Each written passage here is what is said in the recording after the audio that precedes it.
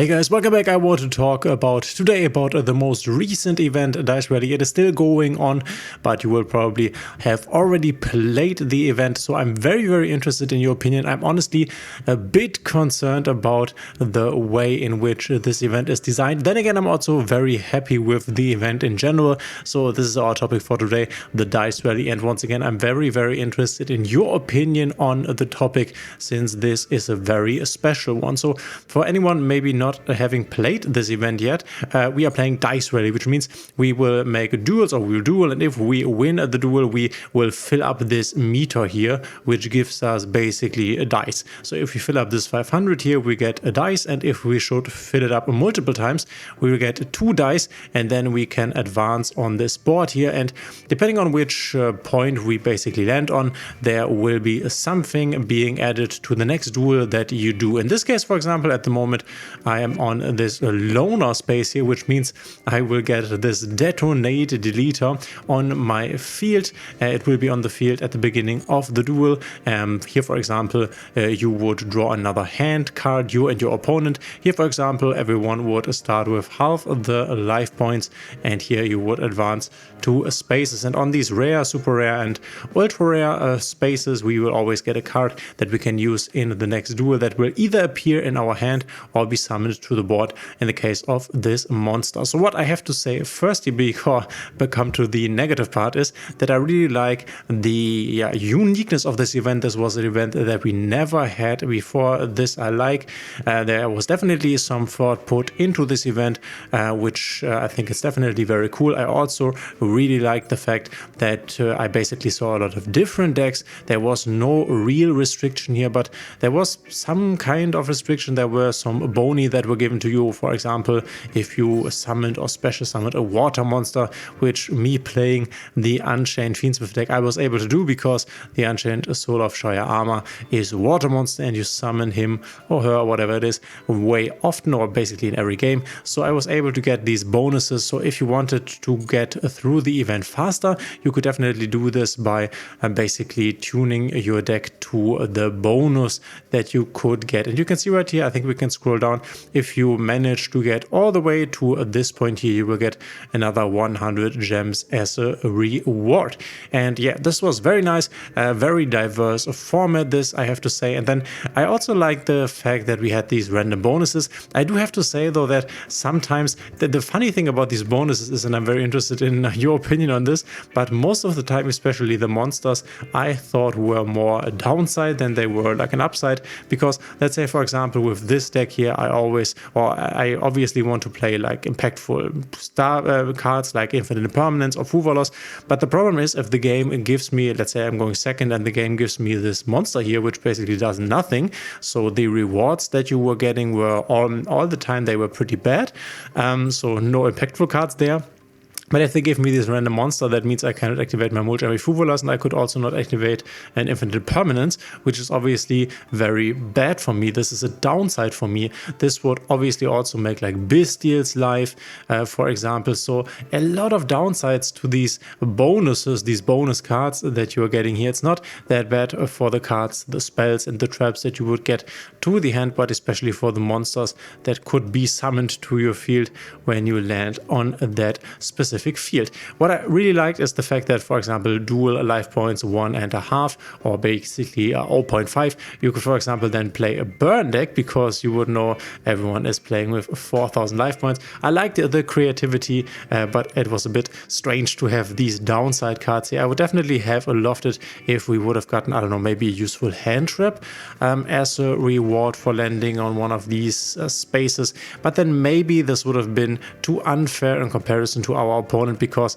the cards here were basically the only thing that only you got, and everything else your opponent and you got. So for example, the dual life points in half was basically applied to both duelists, same as with the both players starting with 1 more card. So I think it's kind of fair in the end, and there were a lot of very positive things about this event. I have to say, I also had a blast playing Unchained Fiendsmith here, and I also think in terms of the Forbidden and Limited used for this event. It was nice. There was no maxi.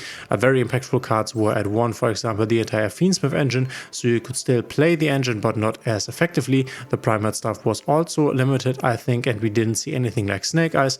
So people brought a lot of different strategies, and this is something I really loved about this. I hope Konami will do more of these unique events in the future. Still hoping for an Edison and a GOAT event, honestly, but we will see. And here's what I think might be very controversial about this, or might be developing in a bad direction. So firstly, I have to say that if you go to the start side here, like always, they basically tell you, okay, you're getting 3,100 gems in this event, which is basically the same as in every other event. You get that through the missions here and through the additional missions that come later on. So spoiler alert, I would wait for the missions added notification here before I play an event, because then you will get the maximum amount of gems. And the other ones you could get through getting these rewards, getting these dices. So if you would achieve to get a dice, in this case, if I would fill up this bar, which would definitely happen after winning a game. So by losing a game, I get like 50 points,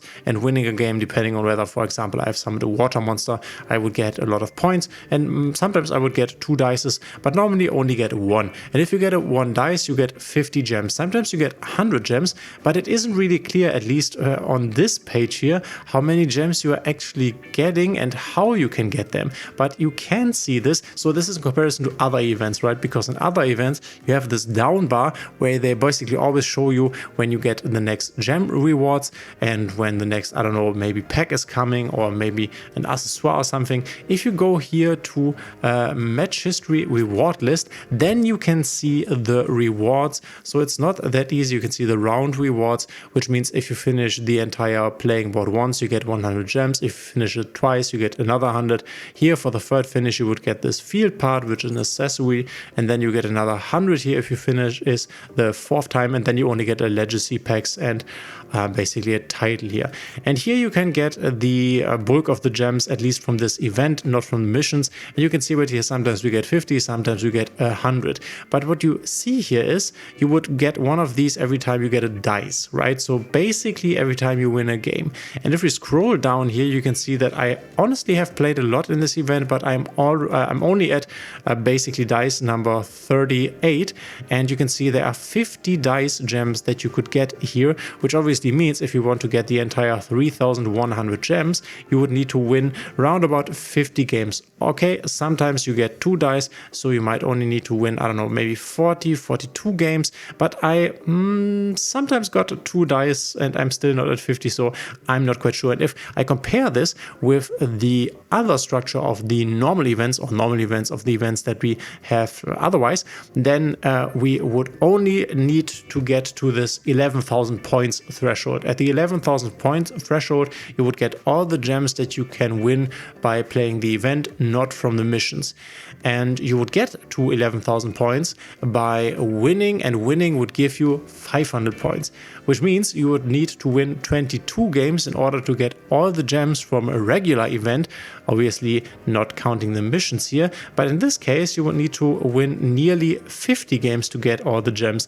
And at first I was like, okay, I have the feeling that I'm getting less gems here. And then I checked this, and then I checked this announcement here, and it says, okay, it gives me 3,100 gems. Because what I was thinking in the beginning was, okay, this is a bit strange. I don't really know where my gems come from. I don't really know when I get the next gem. What does it mean if I get 1 left, I get 50 gems? So first I thought they wanted to basically not show us how many gems we are getting so they could give us less. But then they showed us here that we will still get 3,100. So everything was Gucci. But then I found out the fact that I just showed you that you will need to accomplish or win more games in this event in order to finish the event and get all the rewards. And this isn't really clear because of this new structure here. I only know this because I play the other events regularly, but yeah, this is the new structure, and people who are not regularly playing these events, or maybe are not paying attention that much, because I'm also a YouTuber obviously, they would probably not even notice the fact that you will need to win more games in this new event here, which I think is something that could turn into a bad direction if Konami just decides to make more new events where you can't really understand how you get your gems, how many games you have to win. And this is something where they basically could force us to either play more games in an event to get all of the resources, or they just give us less resources. But then again, they always show this on the front page here, and if they would show less here, people would definitely notice. So all in all, I'm a big fan of the new event, but this is definitely a development which I don't really like, and I'm kind of suspicious, but I'm also very interested in your opinion. What do you think of this? Is this something that you have noted? What is your overall experience with this event? Let me know in the comments. Once again, overall, I think it's nice. I hope that this does not develop itself into a bad direction, but let me know in the comments what you think of this. Thanks for being here, and we will see each other in the next one.